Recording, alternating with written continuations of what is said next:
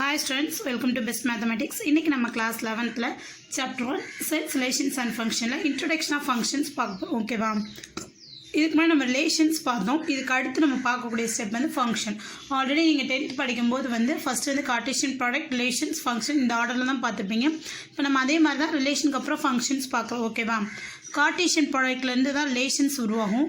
அந்த ரிலேஷன்ஸ்லேருந்து நமக்கு என்ன உருவாகும் அப்படின்னா ஃபங்க்ஷன்ஸ் உருவாகும். ஓகேவா? எல்லா ரிலேஷனும் கண்டிப்பான முறையில் ஃபங்க்ஷனாக இருக்காது. ஃபங்க்ஷனுக்கு சில கான்செப்ட் இருக்குது. ஃபங்க்ஷனாக இப்படி தான் இருக்கணும் அப்படின்ற பேசிக் கான்செப்ட்ஸ்லாம் இருக்குது. அதை ஃபில் பண்ணால் மட்டும்தான் அந்த ரிலேஷன் வந்து என்னென்னு சொல்லுவோம் அப்படின்னா ஃபங்க்ஷன் அப்படின்னு சொல்லுவோம். இப்போ ஒரு ஃபங்க்ஷன் இருக்குன்னா அதுக்குரிய ஃபஸ்ட்டு கண்டிஷன் வந்து என்ன அப்படின்னா ஆரோ டயக்ராமில் எக்ஸ்பிளைன் பண்ணுறது உங்களுக்கு கிளியராக புரியும். இப்போ 2 செட் ஏபி எடுத்துக்கிறேன் அப்படின்னா இது ரிலேஷனில் இருக்குது. இது ஒரு ஃபங்க்ஷன் சொல்லணும் அப்படின்னா ஃபஸ்ட் வந்து ஏ செட்டில் இருக்க எல்லா எலமெண்ட்ஸுக்குமே என்ன இருக்கணும் அப்படின்னா இமேஜஸ் இருக்கணும். புரியுதா உங்களுக்கு? இப்போ இதில் வந்து 1 2 3 4 இருக்குன்னு வச்சுக்கோங்களேன். இங்கே ஏ பி சி இருக்குன்னு வச்சுக்கோ. இது நான் மேப்பிங் பண்ணுறேன் அப்படின்னா ஏ வந்து 1க்கு மேப்பிங் ஆகிருக்கு, 2 வந்து பிக்கு மேப்பிங் ஆகிருக்கு, 3 வந்து சிக்கு மேப்பிங் ஆகிருக்குன்னு வச்சுக்கோங்களேன். இந்த 4ன்ற எலமெண்ட்டுக்கு என்ன இல்லை, இமேஜஸ் இல்லை. இப்படி இருக்கக்கூடாது ஃபங்க்ஷன். ஃபங்க்ஷன்னா இந்த ஏன்ற செட்டில் இருக்க எல்லா எலமெண்ட்ஸுக்குமே என்ன இருக்கணும், இமேஜஸ் இருக்கணும். ஸோ இந்த 4 வந்து இந்த அனதர் செட்டோட ஏதாவது ஒரு எலமெண்ட் கூட என்ன ஆயிருக்கணும், மேப்பிங் ஆகிருக்கணும். புரியுதா? இதில் மேப்பிங் ஆகாமல் எந்த எலமெண்ட்ஸுமே இருக்கக்கூடாது. That is a first point. ஓகேவா? செகண்ட் பாயிண்ட் பார்த்தீங்க அப்படின்னா இங்கே இருக்க ஒவ்வொரு அதாவது 2 or 3 எலமெண்ட்ஸ்க்கு சேம் இமேஜஸ் வரலாம். பட் ஒரு எலமெண்ட்டுக்கு 2 இமேஜஸ் வரக்கூடாது. அப்புறம் என்னென்னா இப்போ இங்கே இருக்க பார்த்தீங்கன்னா இப்போ வந்து நான் ஏபிசி அப்படின்ற 3 எலமெண்ட்ஸ் எடுத்துக்கிறேன். Okay, this is set A, this is set B. இதில் வந்து இங்கே வந்து டி அப்படின்னு எடுத்துக்கிட்டேன்னா ஏக்கும் டின்றதான் இமேஜ், பிக்கும் டின்றதான் இமேஜ், சிக்கும் டின்றதான் இமேஜ். ஓகேவா? இந்த மாதிரி வரலாம். 3 எலமெண்ட்ஸ்க்கு சேம் இமேஜஸ் வரலாம். பட் சிங்கிள் எலமெண்ட்டுக்கு 2 இமேஜஸ் வரக்கூடாது. ஓகேவா? ஃபஸ்ட்டு இமேஜ் ப்ரீ இமேஜஸ்லாம் உங்களுக்கு தெரியும் நினைக்கிறேன். என்னால் இன்னொரு சொல்கிறேன். இங்கே ஃபஸ்ட்டு செட்டில் இருக்க எலமெண்ட்ஸ்க்கு வந்து இது எந்த எலமெண்ட்டோட செகண்ட் செட்டில் எந்த எலமெண்ட்டோட மேப்பிங் ஆகுதோ தட் எலமெண்ட்ஸ் கால்ட் இமேஜஸ். ஓகேவா? இந்த செகண்ட் செட்டு ஃபஸ்ட்டு செட்லேருந்து எதெல்லாம் மேப்பிங் ஆயிருக்கோ அதை இமேஜ்னு சொல்லுவோம். ஓகேவா? இப்போ இங்கே டியிலேருந்து ஏபி 2க்கு மேப்பிங் ஆயிருக்கா, இந்த மாதிரி மேப்பிங் ஆகக்கூடாது. ஓகேவா? இப்போ 2 பாயிண்ட் ஃபஸ்ட்டு புரிஞ்சா என்னென்னா ஏன்ற செட்டில் இருக்க எல்லா எலமெண்ட்ஸும் பீன்ற செட்டோட மேப்பிங் ஆயிருக்கணும். செகண்ட் வந்து ஏன்ற இருக்க ஒவ்வொரு எலமெண்ட்டுக்கும் ஒவ்வொரு இமேஜஸ் இருக்கணும். ஒரே எலமெண்ட்டுக்கு 2 இமேஜஸ் வரக்கூடாது. ஓகேவா? இதுதான் ஃபங்க்ஷனுக்குரிய கண்டிஷன். இது ஆல்ரெடி 10th நல்லா படிச்சிருப்பீங்க. இருந்தாலும் ஒரு தடவை ரீகால் பண்ணிக்கிறோம். ஓகேவா? அடுத்து நம்ம செகண்ட் பார்க்க போகிற கண்டிஷன் அப்படின்னா ways of representation of function. ஓகேவா? எப்படிலாம் ஃபங்க்ஷனை ரெப்ரசன்ட் பண்ணலாம். அடுத்து நம்ம பார்க்க போகிறது வேஸ் ஆஃப் ரெப்ரசன்டிங் ஃபங்க்ஷன். இது ஆல்ரெடி நீங்கள் வந்து 10thலேயே படிச்சிருப்பீங்க. ஒரு ஃபங்க்ஷன்ஸில் என்னென்ன வேலை நம்ம ரெப்ரசன்ட் பண்ணலாம் அப்படின்றப்ப set of ordered pairs, arrow diagram, tabular form, graph. இப்போ 11th உங்களுக்கு என்னென்ன கொடுத்துருக்காங்கன்னா tabular form, graph, analytical representation. Tabular ஃபார்ம்னா கொடுத்துருக்க நமக்கு ஃபங்க்ஷனுக்குரிய ஆர்டர் பேர் நீங்கள் என்ன பண்ணுவீங்க அப்படின்னா இந்த மாதிரி டேப்லோ காலம் போட்டு எக்ஸ் ஒய் அப்படின்னு ரைட் பண்ணி அந்த ஆர்டர் பேர் ரைட் பண்ணுவீங்க. ஓகேவா? கிராஃப்னா வந்து x axis y axis draw பண்ணி அந்த பாயிண்ட்ஸை நோட் பண்ணி என்ன பண்ணுவீங்க, கிராஃபாக ட்ரா பண்ணுங்க. Okay, that is a graphical model. Third one analytical ரெப்ரசன்டேஷனாக ஒன்றுமே கிடையாது. இப்போ வந்து நம்ம வந்து ஒரு ஃபங்க்ஷன் அப்படி அதுக்கு வந்து ஒரு கண்டிஷன் கண்டிப்பாக இருக்கும். இப்போ எஃப் ஆஃப் எக்ஸ்னு ஒரு ஃபங்க்ஷன் எடுத்துக்கிட்டீங்க அப்படின்னா அது வந்து எக்ஸோட வேல்யூ இப்போ 5னா எஃப் ஆஃப் எக்ஸ் கண்டுபிடிக்கிறதுக்கு ஒரு கண்டிஷன் இருக்கும் பார்த்தீங்களா, x² + 2 அப்படின்னா இந்த மாதிரி ஓகே அல்ஜிப்ரா எக்ஸ்பிரஷன்ஸ் வந்து ஃபங்க்ஷனுக்கு நம்ம கொடுக்குறோம்ல, இதுதான் என்னென்னா அனாலிட்டிக்கல் ரெப்ரசன்டேஷன் ஆஃப் ஃபங்க்ஷன். ஓகேவா? அதாவது ஃபங்க்ஷனுக்கு வந்து நம்ம ரெப்ரசன்ட் பண்ணி காமிக்கும் போது அதை வந்து ஒரு ஈக்குவேஷன் ஃபார்மேட்டில் நம்ம எக்ஸ்பிரஸ் பண்ணி காமிக்கிறோம்னா அதை தான் என்ன சொல்லுவோம் அப்படின்னா அனாலிட்டிக்கல் ரெப்ரசன்டேஷன் ஆஃப் ஃபங்க்ஷன். ஓகேவா? அடுத்து நம்ம பார்க்கக்கூடியது வந்து domain, codomain, range, image, pre image. இது எல்லாமே உங்களுக்கு வந்து நீங்கள் 10thல படிச்சா இருந்தாலும் ஒரு தடவை ரீகால் பண்ணிக்குவோம். இப்போ நான் ஒரு ஆரோ டயக்ராம் ட்ரா பண்ணுறேன். This is set A, this is set B. இது ரெண்டுக்கும் ஃபங்க்ஷன் ஆயிருக்கு. இங்கே ஏ, இங்கே B, C 1 2 3. Okay, A is mapping to 1, B is mapping to 2, C is mapping to 3. ஓகேவா? இதில் டொமைன் அப்படின்னா இந்த ஏன்ற செட்டில் இருக்க எல்லா எலமெண்ட்ஸுமே டொமைன் தான். ஓகேவா? டொமைன் என்னென்னா ஏன்ற செட் இருக்குது, ஃபஸ்ட்டு செட் இருக்குது பார்த்தீங்களா, அதில் இருக்க எல்லா வேல்யூஸுமே என்னென்னா டொமைன். ஓகே, ஸோ டொமைன் பார்த்தீங்கன்னா ஏ பி சி. ஓகேவா? அடுத்து கோடொமைன் அப்படின்னா செகண்ட் செட்டில் இருக்க எல்லா எலமெண்ட்ஸுமே என்னென்னா இங்கே 4 ஒன்று எக்ஸ்ட்ரா ஆட் பண்ணிக்கோ. ஓகேவா? கோடொமைன் பார்த்தீங்க அப்படின்னா செகண்ட் செட்டில் இருக்க எல்லா எலமெண்ட்ஸுமே என்னென்னா கோடொமைன் 1 2 3 4 ஓகேவா. அடுத்து பார்த்தீங்கன்னா ரேஞ்ச் என்ன அர்த்தம் அப்படின்னா இந்த செகண்ட் செட் இருக்குது பார்த்தீங்களா, அது வந்து எந்த எலமெண்ட்ஸ்லாம் ஃபஸ்ட்டு செட்டோட மேப்பிங் ஆகிருக்கோ அது மட்டும்தான் ரேஞ்சு. அப்போது 1 2 3 இதுதான் என்னதுன்னா ரேஞ்ச். அடுத்து ப்ரீ இமேஜ் என்ன, இந்த ஃபஸ்ட்டு செட்டில் இருக்க ஒவ்வொரு எலமெண்ட்டும் செகண்ட் செட்டு கூட எந்த எலமெண்ட்டு கூட மேப்பிங் ஆகுதோ that element called image. Pre இமேஜ்னா இந்த செகண்ட் செட்டில் வந்து இருக்க எலமெண்ட் ஃபஸ்ட்டு செட்டு கூட எந்த எலமெண்ட் கூட மேப்பிங் இருக்கோ அது ப்ரீ இமேஜ். ஸோ ஃபஸ்ட்டு செட்டில் இருக்க அந்த pre image of the second set elements are the image of the first set. ஓகேவா. இங்கே இருக்க எலமெண்ட்ஸ்லாம் இந்த எலமெண்ட்ஸ்க்கு இமேஜஸாக இருக்கும், இங்கே இருக்க எலமெண்ட்ஸ் வந்து இந்த செட்டில் இருக்க எலமெண்ட்ஸ்க்கு ப்ரீ இமேஜஸாக இருக்கும். ஓகேவா. அடுத்து நம்ம பார்க்க போகிறது என்னென்னா வெர்டிக்கல் லைன் டெஸ்ட் எதுக்காக அப்படின்னா ஒரு செட்டை வந்து ஃபங்க்ஷனாக இல்லையா அப்படின்னு தெரிஞ்சுக்கிறதுக்காக நம்ம யூஸ் பண்ணுற டெஸ்ட் தான் என்னென்னா வெர்டிக்கல் லைன் டெஸ்ட். இது நீங்கள் ஆல்ரெடி எங்கே படிச்சிருப்பீங்க அப்படின்னா 10th படிச்சிருப்பீங்க. ஓகேவா. ஸோ ஒரு கிராஃப் இருக்குது அப்படின்னா this is x axis, this is x dash, this is y axis, this is y dash. ஓகேவா. இந்த மாதிரி இருக்கும்போது இதில் வந்து ஒரு கர்வ் இருக்குது. நம்ம ஃபார் எக்ஸாம்பிள் ஒரு குவாடிக் ஈக்குவேஷனுக்கு வந்து நம்ம என்ன பண்ணுறோம் அப்படின்னா கர்வ் ட்ரா பண்ணிட்டோம். ஸோ அதுக்கு எப்பவுமே என்ன கிடைக்கணும், ஒரு குவாடிக் ஈக்குவேஷனுக்கு பேரபோலா தான் கிடைக்கும். இதுக்கு நான் வெர்டிக்கல் லைன், அதாவது வெர்டிக்கல் லைன் வந்து இந்த ஆக்சிஸ் மேலே மட்டும் இருக்குது, ஒய் ஆக்சிஸ்க்கு பேரலாக ட்ரா பண்ணுமே தவிர ஒய் ஆக்சிஸ் மேலே ட்ரா பண்ணக்கூடாது. ஓகேவா. ஸோ இந்த ஆக்சிஸ் மேலே மட்டும் ட்ரா பண்ணாமல் நம்ம என்ன பண்ணுறோம் அப்படின்னா வேறு எந்த இடத்துல நம்ம என்ன பண்ணலாம் அப்படின்னா ட்ரா பண்ணிக்கலாம். அப்படி ட்ரா பண்ணும்போது நமக்கு ஆல்ரெடி நம்ம ஈக்குவேஷனுக்கு ட்ரா பண்ணியிருக்க அந்த பேரபோலாவும் நம்ம ட்ரா பண்ணுற அந்த லைனும் ஏதாவது ஒரு இடத்துல மீட் பண்ணும். ஓகேவா. நம்ம ட்ரா பண்ணுற அந்த வெர்டிக்கல் லைனும் நம்ம ட்ரா பண்ணிக்க அந்த கிராஃபோட கர்வும் ஏதாவது ஒரு இடத்துல மீட் பண்ணிச்சு அப்படின்னா that graph is a function. ஓகேவா. புரியுதா. இதுக்காக தான் வெர்டிக்கல் லைன் டெஸ்ட் யூஸ் பண்ணுறோம். வெர்டிக்கல் லைன் டெஸ்ட் எதுக்காக அப்படின்னா கொடுத்துருக்க கிராஃப் வந்து ஃபங்க்ஷனாக இல்லையா அப்படின்னு தெரிஞ்சுக்கிறோம் நம்ம ட்ரா பண்ணுறது தான் வெர்டிக்கல் லைன் டெஸ்ட். நம்ம நெக்ஸ்ட் பார்க்க போகிறது வந்து சம் எலிமெண்ட்ரி ஃபங்க்ஷன். இதுவும் நீங்கள் 10th ஓரளவுக்கு படிச்சிருப்பீங்க. அது இல்லாமல் சில கான்செப்ட் இதில் இருக்குது. ஸோ அதையும் இப்போ பார்த்துருவோம். ஃபர்ஸ்ட் நம்ம பார்க்க போகிறது என்ன அப்படின்னா ஐடென்டிட்டி ஃபங்க்ஷன். ஃபர்ஸ்ட் நம்ம பார்க்க போனால் ஐடென்டிட்டி ஃபங்க்ஷன் அப்படின்னா எப்படி இருக்கும் அப்படின்னா நம்ம ஃபஸ்ட்டு செட்டில் எந்த எலமெண்ட், அதாவது ஜென்ரலாக இது எப்படி சொல்லணும்னா f of a is equal to a, f of x is equal to x. அதாவது நம்ம எந்த எலமெண்ட் எடுக்கிறோமோ அதே எலமெண்ட்டே ஆன்சர் வரும். அதுதான் என்னென்னா ஐடென்டிட்டி ஃபங்க்ஷனுக்குரிய கண்டிஷன். இது ஆரோ டயக்ராம் நம்ம பார்த்தோம் அப்படின்னா இப்போ ஏன்ற செட் எடுத்துக்கிறோம், பீன்ற செட் எடுத்துக்கிறோம். இது ஃபங்க்ஷன் ஆகிறப்ப இங்கே ஏபி இருந்துச்சுன்னா a is mapping to a, b is mapping to b. ஓகேவா. நம்ம ஃபஸ்ட்டு செட்டில் என்ன எலமெண்ட் எடுத்துக்கிறோமோ செகண்ட் செட்டில் அதே எலமெண்ட்டுக்கு இருக்கும். ஓகேவா. என்ன எலமெண்ட் நம்ம எடுக்கிறோமோ அதே எலமெண்ட்டே ஆன்சராக வந்துச்சுன்னா அதுதான் என்னென்னா ஐடென்டிட்டி ஃபங்க்ஷன். நம்ம நெக்ஸ்ட் பார்க்கக்கூடியது என்ன அப்படின்னா கான்ஸ்டன்ட் ஃபங்க்ஷன். நெக்ஸ்ட் பாருங்க என்ன பார்க்க போகிறோம், கான்ஸ்டன்ட் ஃபங்க்ஷன் எப்படி இருக்குன்னா ஒரு ஜென்ரல் கான்செப்ட் வந்து என்ன வேணாலும் நீ வந்து எக்ஸாக எடுத்துக்கலாம், பட் உனக்கு ஆன்சர் வந்து என்னன்னு 5 தான் வரும். ஓகேவா.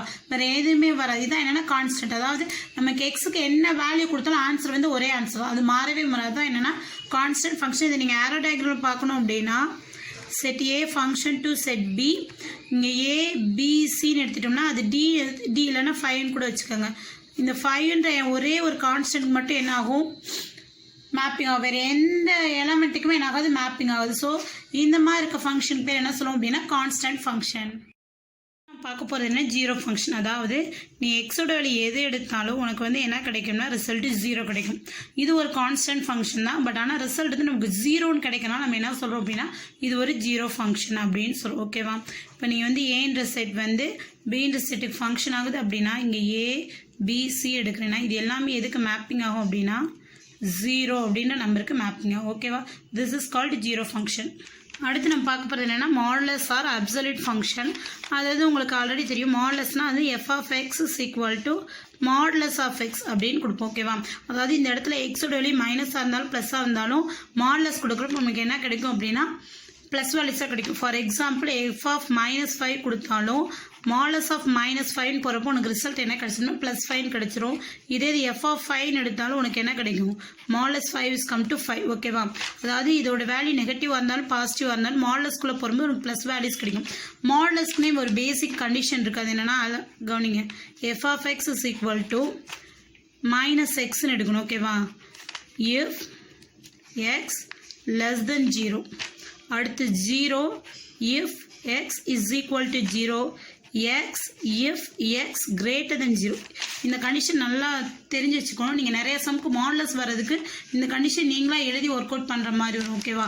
ஸோ தெரிஞ்சுக்கணும். எக்ஸோட வேல்யூ நெகட்டிவாக இருந்துச்சு அப்படின்னா -xன்னு எடுக்கணும். ஓகேவா? ஏன் அப்படின்னா ஃபார் எக்ஸாம்பிள் f of -5ன்னு எடுத்துக்கிட்டிங்கன்னு வச்சுக்கோங்களேன். இப்போ எக்ஸோட வேல்யூ என்ன இருக்குது? நெகட்டிவில் இருக்கா? ஸோ ரிசல்ட் என்னென்னா -xன்னு வரும். அப்போது -5 is come to +5. புரியுதா? அதாவது நமக்கு f of -5ன்றப்ப நம்ம மாடலஸ் ஆஃப் -5 தானே போடணும். மாடலஸ்க்காக இந்த கண்டிஷன். ஓகேவா? -5 போடணும். அப்போ வந்து இதுக்கு வந்து ஒரு மைனஸ் கொடுத்துட்டோம் அப்படின்னா இந்த மைனஸ் சேர்ந்து ரிசல்ட் என்னவா கிடைச்சுன்னா ப்ளஸ்ஸாக கிடைச்சிடும். இந்த ரிசல்ட் ப்ளஸ்ஸாக கிடைக்கின்றக்காக நம்ம என்ன பண்ணுறோம் அப்படின்னா -xன்னு எடுக்கிறோம். ஓகேவா? இதே இது எக்ஸோட வேல்யூ 0னா ரிசல்ட் 0 கிடைக்கும். எக்ஸோட வேல்யூ பாசிட்டிவ் நம்பராக இருந்துச்சுன்னா அதே எக்ஸ் தான் கிடைக்கும். ஓகேவா? இது ரொம்ப ரொம்ப முக்கியமானது. ஓகேவா? மாடலஸ் ஃபங்க்ஷனுக்குரிய இந்த ஜென்ரல் கண்டிஷன் ரொம்ப முக்கியம். இது சில சம்க்கு மாடலஸ் ஆஃப் எக்ஸ்ன்னு மட்டும் கொடுத்துட்டாங்க அப்படின்னா நீங்கள் இதை எழுதி நீங்களாக தான் ப்ரூவ் பண்ணணும். ஓகேவா? ஸோ அதனால் தெரிஞ்சு வச்சுக்கோங்க. f of x equal to -x அந்த எக்ஸோட வேல்யூ நெகட்டிவாக இருந்தால் -xன்னு எழுதணும். எக்ஸோட வேல்யூ 0 இருந்தால் 0 எழுதணும். எக்ஸோட வேல்யூ கிரேட்டர் தென் 0 அதாவது பாசிட்டிவ் நம்பர்ஸ் இருந்தால் அப்படியே எக்ஸ்ன்னு எழுதிக்கணும். ஓகேவா? This is a modulus function. அடுத்து நம்ம பார்க்க போகிறது சிக்னம் ஃபங்க்ஷன். அதாவது மாடலஸ்லேருந்து அடுத்த ஸ்டெப். அதாவது நம்ம f of xன்னு எடுத்துக்கிறோம் பார்த்தீங்களா? f of xக்குரிய கண்டிஷன் எப்படி இருக்குன்னா சிக்னம் ஃபங்க்ஷனுக்குரிய condition x by modulus of x. இந்த மாடலில் வந்தாவே அது என்னன்னு சொல்லுவோம் அப்படின்னா சிக்னம் ஃபங்க்ஷன் சொல்லுவோம். if x is not equal to 0. இதுக்கு ஒரே ஒரு கண்டிஷனாக எக்ஸோட வேல்யூ நாட் ஈக்குவல் டு எக்ஸோட வேல்யூ 0வா இல்லாத வரைக்கும் இதுதான் இந்த கண்டிஷன் வந்து ப்ரூஃப் ஆகும். If X is equal to 0 then value is 0. இதுதான் சிக்னம் ஃபங்க்ஷனுக்குரிய கண்டிஷன். இது வந்து மாடலஸ் ஃபங்க்ஷனுக்குரிய கண்டிஷன். இது சிக்னம் ஃபங்க்ஷனுக்குரிய கண்டிஷன். சிக்னம் ஃபங்க்ஷனாகவே எக்ஸ் பை மாடலஸ் ஆஃப் எக்ஸ்ன்ற மாடல் வந்துச்சுன்னா அது என்னன்னு சொல்லுவோம் அப்படின்னா சிக்னம் ஃபங்க்ஷன் அப்படின்னு சொல்லுவோம். நம்ம அடுத்து பார்க்க போகிறது என்ன greatest integer function or floor function. ஓகேவா? அதாவது நம்ம கொடுக்கக்கூடிய நம்பர் ஒரு டெசிமல் நம்பரோ இல்லை ஃப்ராக்ஷன் நம்பரோ ஏதோ ஒன்று கொடுத்தாலும் அதை இன்டீஜர்ஸாக மாற்றுறது. அதாவது positive number negative number and 0 அதாவது ஹோல் நம்பர்ஸாக இருக்கும். ஓகேவா? அதாவது 5 6 7 அது வந்து டெசிமல் நம்பர்ஸும் வராது ஃப்ராக்ஷன் பார்ட் வராது. ஓகேவா? இதுக்குரிய சைன் எப்படி இருக்குன்னா இந்த மாதிரி கீழே இருக்கும். இப்போ 2.5 இருக்குன்னு வச்சுக்கோங்களேன். இதுக்குரிய கிரேட்டஸ்ட் இன்டீஜர் ஃபங்க்ஷனுக்குரிய சிம்பிள் வந்து இந்த மாதிரி இருக்கும். இந்த மாதிரி போட்டாங்கன்னா this is a greatest integer function. ஓகேவா? இதோட அனதர் நேம் வந்து ஃப்ளோர் ஃபங்க்ஷன் சொல்லுவாங்க. இது வந்து கீழே இருக்கா தரையில் இருக்குது. தரை அப்படின்றது என்ன சொல்லுவோம்? ஃப்ளோர்னு சொல்லுவோமா? ஸோ கீழேருந்து இந்த மாதிரி மேலே போகும். So that is a floor function. இப்போது இதுக்குரிய ஆன்சர் என்ன எழுதணும் அப்படின்றத தெரிஞ்சுக்கோங்க. கிரேட்டஸ்ட் இன்டீஜர்ஸ் ஃபங்க்ஷன் அப்படின்னா அதுக்குரிய ஸ்மாலஸ்ட் வேல்யூ எழுதணும். புரியுதா உங்களுக்கு? கிரேட்டஸ்ட் இன்டீஜர் ஃபங்க்ஷன் அப்படின்னா அதுக்குரிய ஸ்மாலஸ்ட் வேல்யூ வரணும். ஓகேவா? இப்போது 2.5 எதுக்கு இடையில இருக்கும்? 2க்கும் 3க்கும் இடையில இருக்கும். இப்போ இதான் 2.5ன்னு வச்சுக்கோங்க. 2.5 காட்டிலும் முன்னாடி இருக்க இன்டீஜர் நம்பர் எழுதணும். ஓகேவா? 2.5 காட்டிலும் கம்மியாக இருக்க இன்டீஜர் நம்பர் எழுதணும். 2.5 காட்டிலும் கம்மியாக இருக்க இன்டீஜர் நம்பர் வந்து 2. ஓகேவா? இதே சீல் அது அடுத்து ஸ்மாலஸ்ட் இன்டீஜர் ஃபங்க்ஷன் கவனிங்க. நெக்ஸ்ட் நம்ம பார்க்குறது smallest integer function seal function. அது என்ன அப்படின்னா வந்து அது இதே 2.5 அதே நம்பரே எடுத்துக்கிறோம். இது வந்து மேல். ஓகேவா? இப்போ ஒரு ப்ரூம் இருக்குது அப்படின்னா கீழே இருக்கிறது ஃப்ளோர்னு சொல்லுவோம். So this is a floor function. மேலே இருக்கிறது நம்ம என்ன சொல்லுவோம்? சீலிங் சொல்லுவோமா? So this is a ceiling function அப்படின்னு ஞாபகம் வச்சுக்கோங்க. ஓகேவா? மேலேருந்து கீழே லைன் போகிறது வந்து சீலிங் ஃபங்க்ஷன். கீழேருந்து மேலே கோடு போகிறது வந்து ஃப்ளோர் ஃபங்க்ஷன். ஓகேவா? இதுக்கு என்ன பார்த்தோம்னா இது smallest integer function. So you right greatest integer. ஓகேவா? ஸோ இந்த 2.5 எதுக்கு இடையில வரும்? 2க்கும் 3க்கும் வரும். இந்த 2.5க்கு அப்புறம் வர கிரேட்டஸ்ட் இன்டீஜர் என்ன 5. ஸோ அதுதான் இதுக்குரிய ஆன்சர். ஓகேவா? இது வந்து பாயிண்ட்லாம் மெயினே கிடையாது. ஓகேவா? இந்த டெசிமல் நம்ம எடுத்துக்கிட்டோம் அப்படின்னா இதை காட்டிலும் கம்மியாக இருக்க இன்டீஜர் இதை காட்டிலும் அதிகமாக இருக்க இன்டீஜர் அதுதான். ஓகேவா? ஸோ கிரேட்டஸ்ட் இன்டீஜர் ஃபங்க்ஷன்னா நம்ம அதை காட்டிலும் ஸ்மால் வேல்யூ எழுதணும். ஸ்மாலஸ்ட் இன்டீஜர் ஃபங்க்ஷன் அதை காட்டிலும் கிரேட்டர் வேல்யூ எழுதணும். இதுதான் ஆன்சர். ஓகேவா? இதுக்கப்புறம் நீங்கள் பார்க்கக்கூடியது வந்து ஸ்டெப் ஃபங்க்ஷன் அப்படின்னு சொல்லுவாங்க. ஸ்டெப் ஃபங்க்ஷனை வேறு எதுவுமே கிடையாது. இந்த கிரேட்டஸ்ட் இன்டீஜர் ஃபங்க்ஷனையும் ஸ்மாலஸ்ட் இன்டீஜர் ஃபங்க்ஷன் தான் ஸ்டெப் ஃபங்க்ஷன் சொல்லுவோம். ஏன் அப்படின்னா இது வந்து பார்த்தீங்க அப்படின்னா ஒரு கிராஃபிக்கல் மாடல் நம்ம வந்து இதோட கொடுக்குற வேல்யூஸ் நம்ம சப்ஸ்டிட் பண்ணி பார்க்கும்போது இந்த மாதிரி வரும். ஓகேவா? இந்த மாதிரி என்ன பண்ணும் அப்படின்னா வந்து நமக்கு அதோட பாயிண்ட்ஸ் நம்ம நோட் பண்ணுறப்ப ஸ்டெப் பை ஸ்டெப்பாக கிடைக்கும் ஓகேவா. ஸோ அதனால தான் என்ன சொல்கிறோம் அப்படின்னா இது ஸ்டெப் ஃபங்க்ஷன் சொல்கிறோம் ஓகேவா. எதை கிரேட்டஸ்ட் இன்டீஜர் ஃபங்க்ஷனையும் ஸ்மாலஸ்ட் இன்டீஜர் ஃபங்க்ஷனையும் கிராஃப்ட் நம்ம ரெப்ரசென்ட் பண்ணி காமிக்கிறப்ப ஒரு ஸ்டெப்பு மாதிரி படிப்படியாக இருக்க மாதிரி நமக்கு தெரியும். அதாவது ஒரு கண்டினியூட்டி இருக்காது. இப்போ நீங்கள் வந்து ஒரு லீனியர் ஈக்குவேஷனுக்கு வந்து கிராஃப் ட்ரா பண்ணிங்கன்னா இந்த மாதிரி ஒரு ஸ்ட்ரைட் லைன் கிடைக்குமா, அந்த மாதிரி இல்லாமல் இது செப்பரேட்டாக ஒவ்வொன்றா வரும் ஓகேவா. ஒவ்வொரு லைனாக வரும் ஓகேவா. பாயிண்ட் கொடுக்க நமக்கு என்ன வரும், வித்தியாசமாக லைனில் படிப்படியாக ஏற மாதிரி வரும். ஸோ இது வந்து பார்க்கறதுக்கு படிக்கட்டு மாதிரி ஸ்டெப்ஸ் மாதிரி இருக்கிறதுனால இது ஸ்டெப் ஃபங்க்ஷன் அப்படின்னு சொல்லுவாங்க. நெக்ஸ்ட் நம்ம பார்க்க போகிறது என்ன அப்படின்னா டைப்ஸ் ஆஃப் ஃபங்க்ஷன்.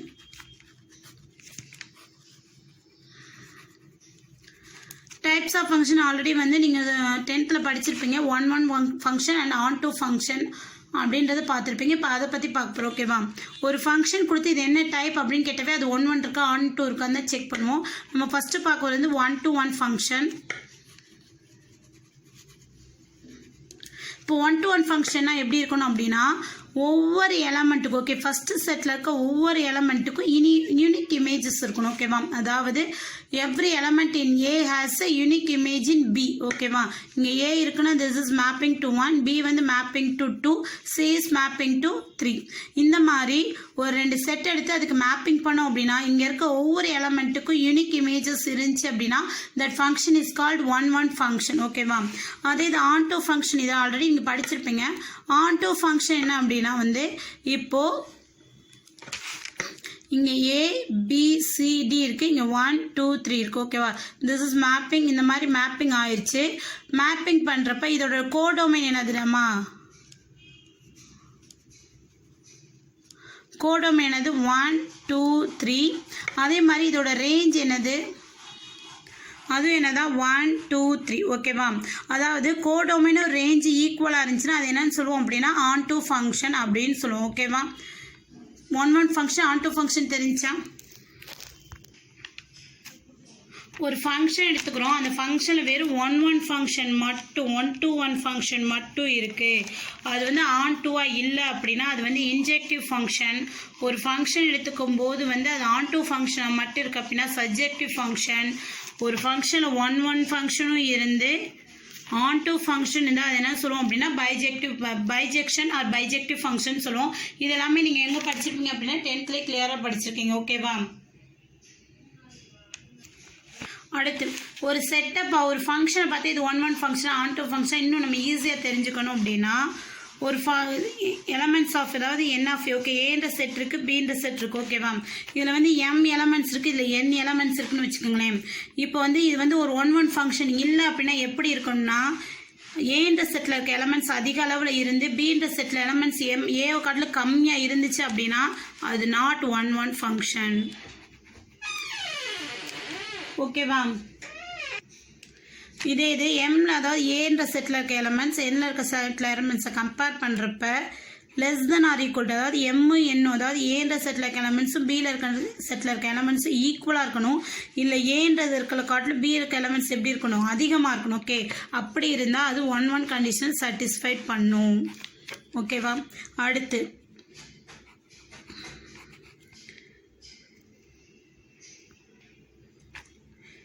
இப்போ எம்ன்ற எலமெண்ட்ஸ் ஏன்ற செட்டில் இருக்க எலமெண்ட்ஸை காட்டிலும் பீன்ற இருக்க எலமெண்ட்ஸ் வந்து கம்மியாக இருக்குன்னு வச்சுக்கோங்க. எம் லெஸ் தென் என்ன இருக்குன்னு வச்சுக்கோங்க. இப்போ எம்எஸ் லெஸ் தென் அதாவது பீன்ற இருக்க செட்டோட நம்பர் ஆஃப் எலமெண்ட்ஸை காட்டிலும் ஏன்ற செட்டில் இருக்க நம்பர் ஆஃப் எலமெண்ட்ஸ் கம்மியாக இருக்குது அப்படின்னா அது நாட் ஆன் டூ. இதே இது ஏன்ற செட்டில் இருக்க எலமெண்ட்ஸ் வந்து பின்ற செட்டில் இருக்க எலமெண்ட்ஸை காட்டிலும் அதிகமாகவோ அல்லது அதுக்கு ஈக்குவலாக இருந்தால் அது என்ன இருக்கும் ஆன் டூ ஃபங்க்ஷனை சாட்டிஸ்ஃபைட் பண்ணும் ஓகேவா. லாஸ்ட்டு எம் என்ன எடுத்துக்கிட்டோம் அப்படின்னா எம்மு என்னும் ஈக்குவலாக இருந்தால் அது என்னது பைஜெக்டிவ் ஃபங்க்ஷன். எம்மு என்னும் அதாவது நம்பர் ஆஃப் எலமெண்ட்ஸ் இந்த set a number of elements இந்த set b is not equal அப்படின்னா நாட் பைஜெக்டிவ். இது வந்து நீங்கள் ஒரு க்ளூ மாதிரி வச்சுக்கலாம். இப்போ ஒரு ஃபங்க்ஷன் கொடுத்தோனையும் அதுக்கு அதோட நம்பர் ஆஃப் எலமெண்ட்ஸை கம்பேர் பண்ணி பார்த்து இது 1-1 இல்லையா அப்படின்றது நமக்கு ஒரு ஐடியா கிடைக்கும். அதுக்காக தான் இது கொடுத்துருக்காங்க ஓகேவா. இதோட ஃபங்க்ஷன் குறுகிய கான்செப்ட் எல்லாமே முடியுதுமா. நல்லா ஃபுல்லாக கோத்ரூ பண்ணுங்கள். இது நல்லா தெரிஞ்சாவே நம்ம என்ன பண்ணலாம் அப்படின்னா சம்ஸ் ஒர்க் அவுட் பண்ணலாம். தேங்க்யூ.